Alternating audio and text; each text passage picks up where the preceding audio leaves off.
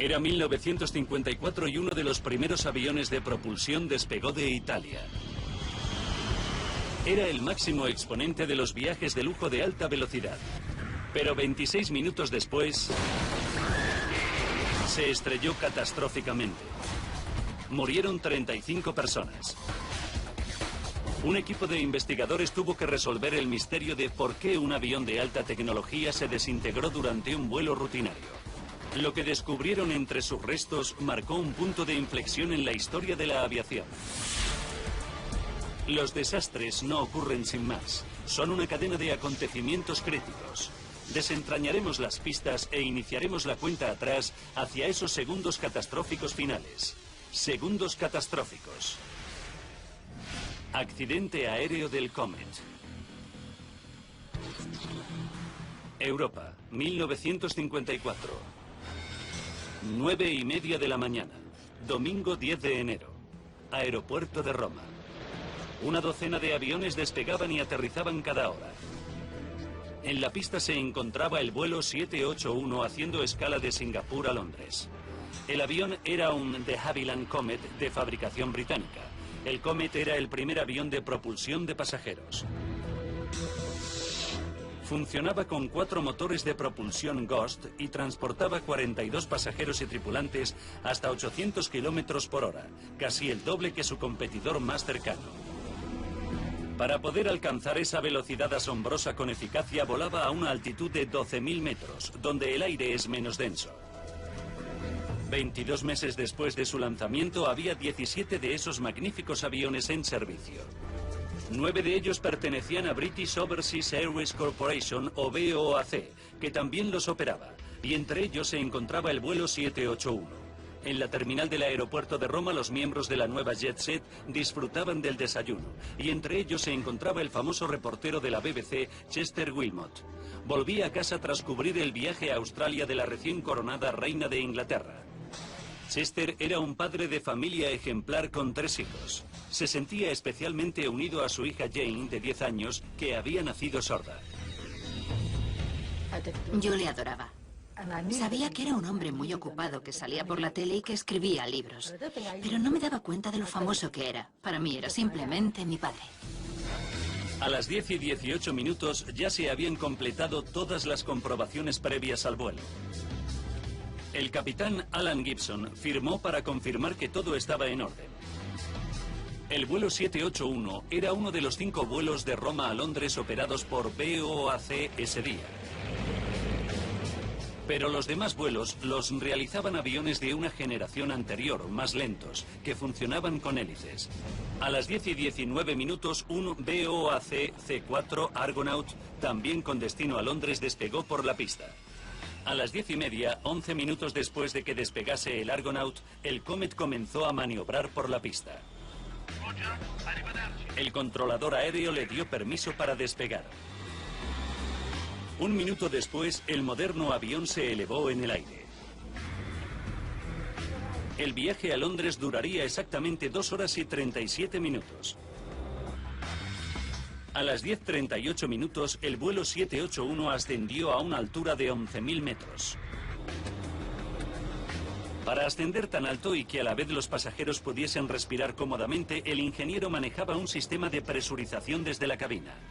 Cuando el Comet se elevaba, la presión del aire en el interior de la cabina de pasajeros y la cabina del piloto se mantenía a una altitud equivalente a 2.500 metros, un nivel fácilmente tolerable para el cuerpo humano.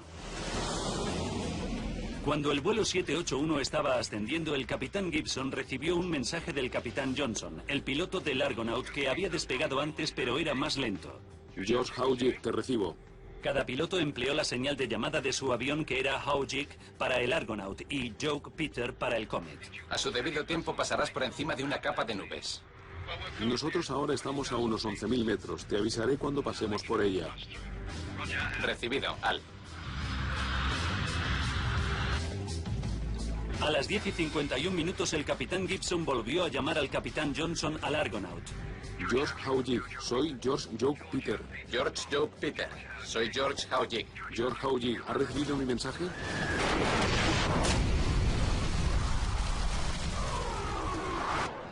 A 200 kilómetros al noroeste, la isla de Elba, un grupo de pescadores italianos se encontraba remendando sus redes. Mientras trabajaban, ocurrió algo extraordinario. Contemplaron con asombro unos restos en llamas que caían del cielo. A las 12 del mediodía, hora de Greenwich, la familia de Chester Wilmot llegó al aeropuerto de Heathrow, al oeste de Londres, para dar la bienvenida a casa al reportero de la BBC. El personal del aeropuerto informó de que el avión llegaría con retraso. 1:30 de la tarde. El vuelo 781 ya llevaba más de una hora de retraso. De repente, Jane Wilmot se dio cuenta de que habían retirado toda referencia al vuelo 781 del tablón de anuncios y decidió preguntar en el mostrador de BOAC. Les pregunté por qué lo habían quitado del tablón. ¿Por qué ella no estaba? ¿Esperabas a alguien? Me dijeron que fuese a buscar a mi madre. Si quieres, puedo hablar con tu madre.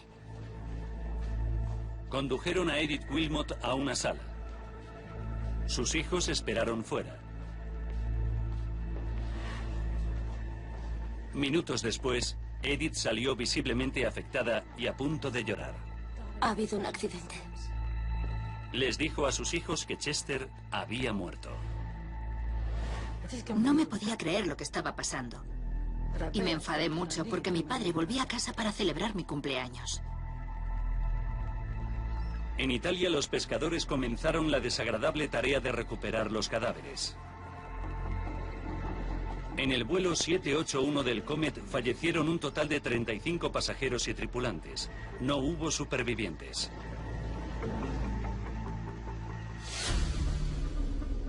El horrible accidente copó los titulares de todo el mundo. La pregunta en la mente de todos era cómo se había podido caer del cielo el avión más avanzado de la historia de la aviación.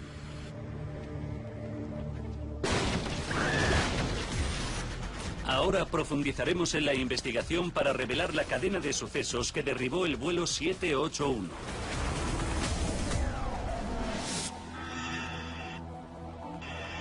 Paul Whiddy es un experto en metalurgia aeronáutica que estudió el accidente del Comet durante 6 años y conoce mejor que nadie este hito en materia de seguridad aérea.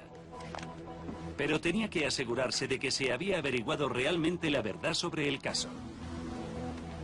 En 1954 el equipo de investigación no tenía cajas negras, ni grabadoras de datos de vuelo, ni forma de comprender lo que ocurría en el avión en el momento del accidente. Su mejor pista, el propio avión, yacía en el fondo del Mediterráneo. Sin los restos del avión, el equipo de investigación sabía que tenía que desvelar el misterio sin apenas pruebas. Los pescadores italianos proporcionaron algunas pistas. Vi una gran bola de fuego. El capitán Johnson, el piloto del Argonaut, profundizó el misterio. La comunicación por radio se interrumpió en mitad de la frase. Se cortó todo en un instante. Pero fueron las propias víctimas quienes plantearon el mayor misterio. Pocas horas después del accidente, el doctor Antonio Fornari, un patólogo italiano, examinó los cadáveres.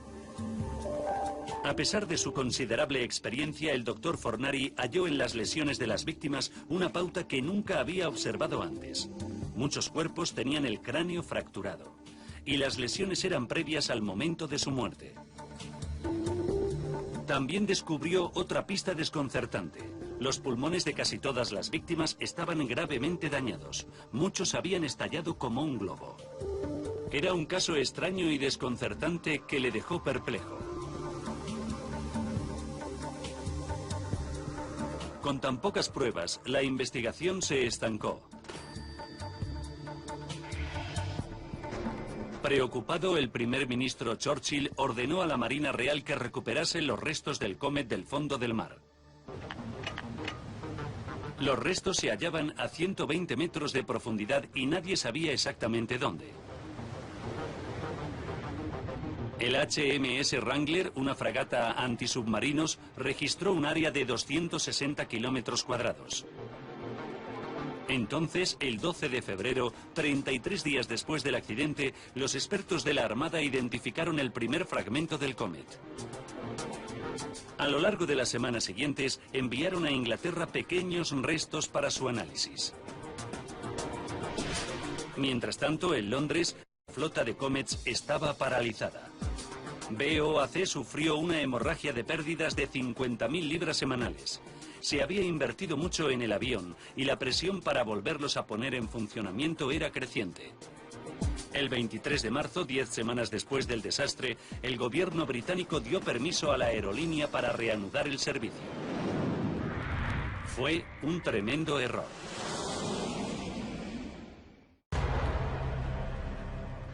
Abril de 1954. Mientras los investigadores buscaban urgentemente pistas sobre el accidente del vuelo del Comet 781, a las 6:32 de la tarde del 8 de abril, 16 días después de la reanudación de los vuelos, un Comet despegó de Roma con destino a Egipto. 33 minutos después, el piloto informó que cumplía con su trayectoria a 11.000 metros de altitud.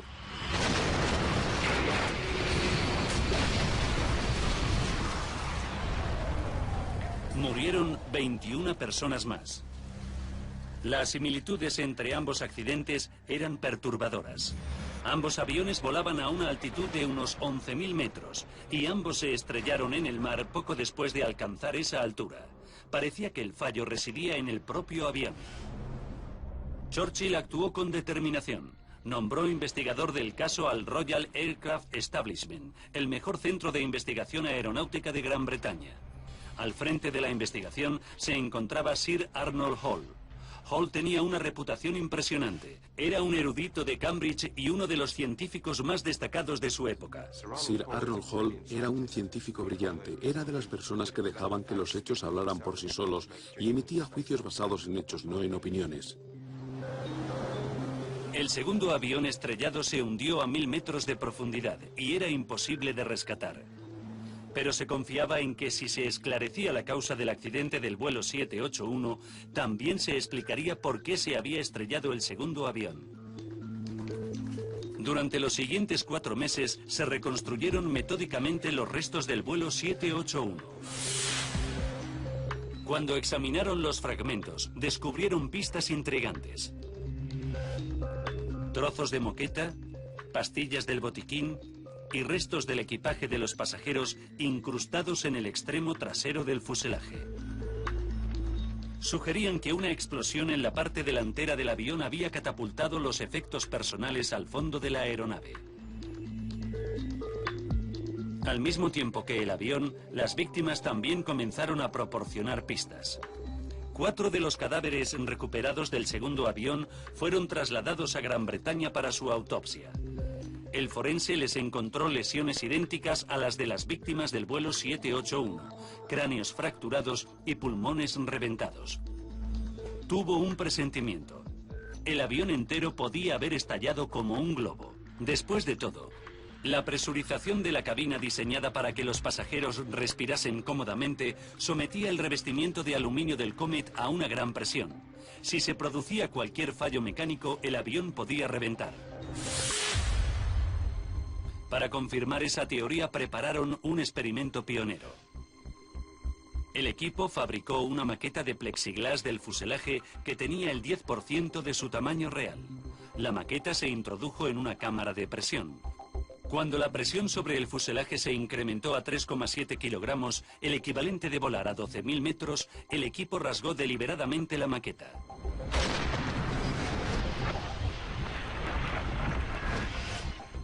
Los asientos se resquebrajaron y salieron volando por el aire.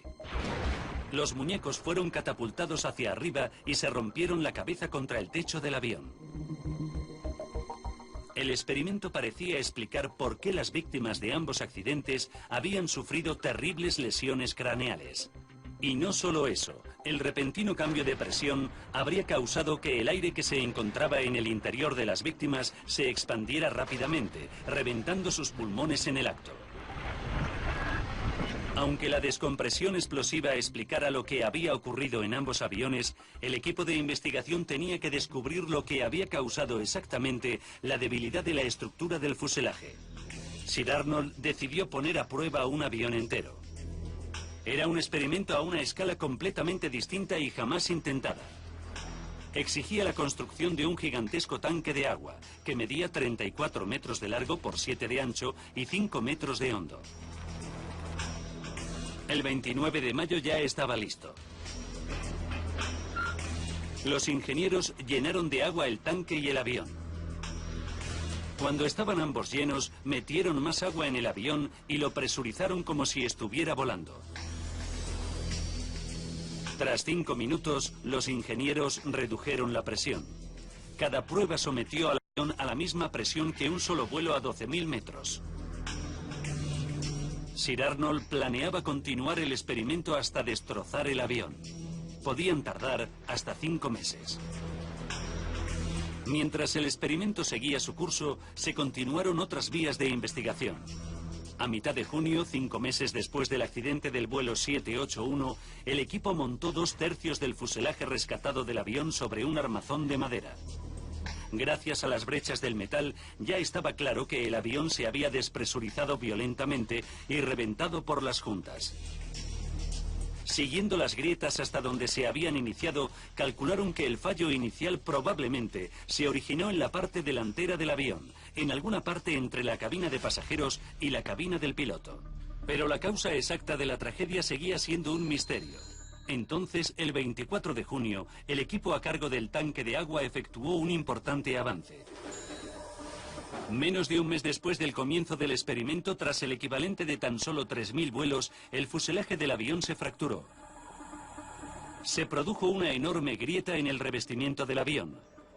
La grieta seguía la línea de las ventanillas y puertas de la aeronave. ¿Pero qué provocó un fallo tan dramático? El principal sospechoso era un fenómeno llamado fatiga de metal. Era algo que Paul Whitty conocía bien.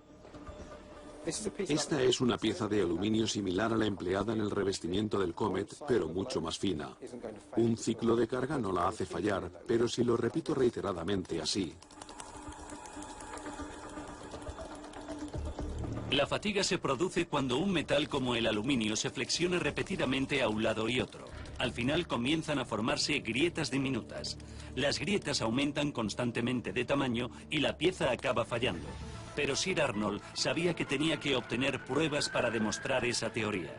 Tenía que encontrar una pieza del vuelo 781 que mostrase síntomas de fatiga.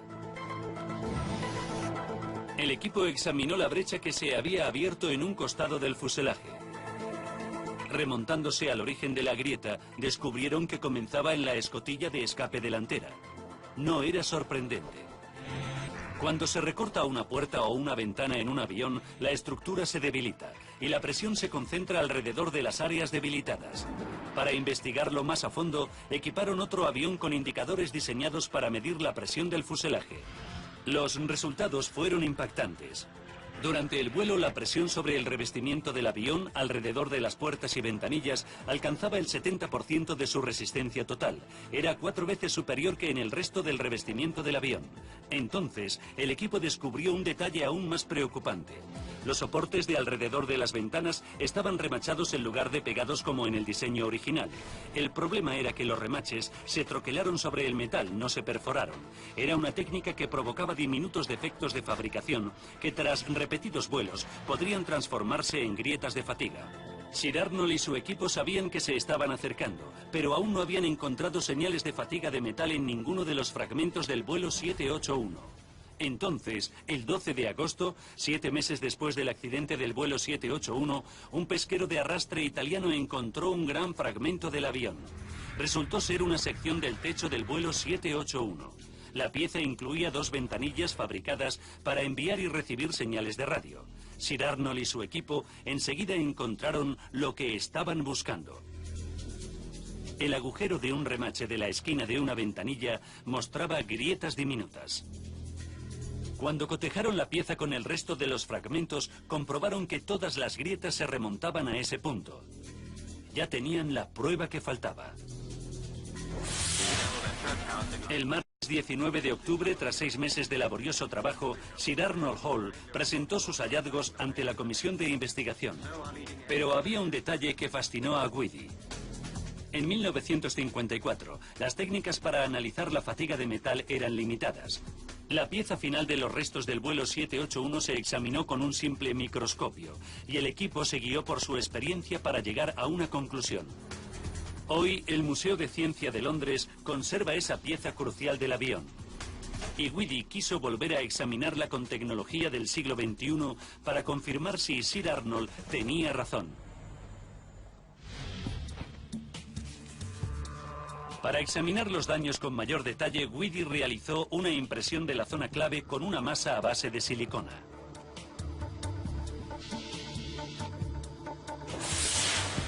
Después utilizó un microscopio de electrones para examinar la muestra.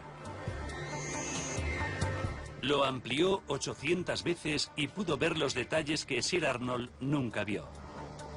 Encontró un diminuto defecto de fabricación, probablemente formado cuando el remache se troqueló en el metal. Ese defecto de fabricación fue lo que causó que esta grieta de fatiga creciese, y esta imagen demuestra que Sir Arnold y su equipo estaban en lo cierto. Respalda su teoría de que fue una grieta de fatiga lo que provocó el fallo.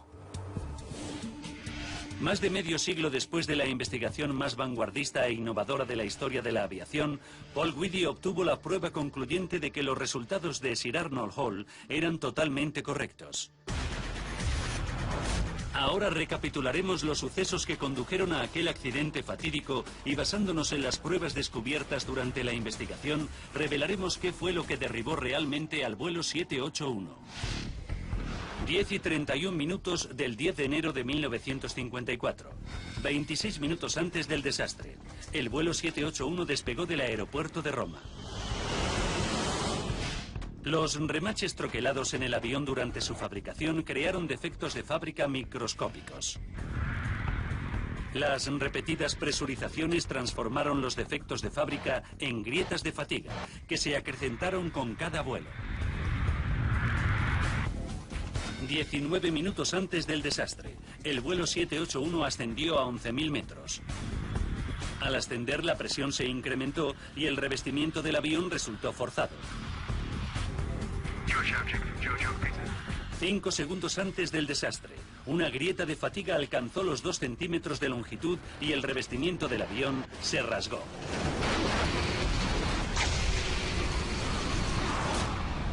A las 10:57 minutos, los restos desintegrados del vuelo 781 se precipitaron desde el cielo.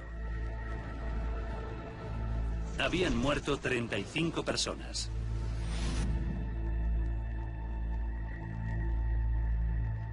Nunca se olvidará el dolor de la tragedia, pero a algunos, los conocimientos científicos obtenidos durante la investigación les sirven de consuelo. Sé que a mi madre le consoló mucho saber que los experimentos que realizaron tras el accidente del Comet sirvieron para salvar vidas posteriormente. 4 años después del accidente, el Comet volvió a volar, pero nunca alcanzó el éxito comercial previsto.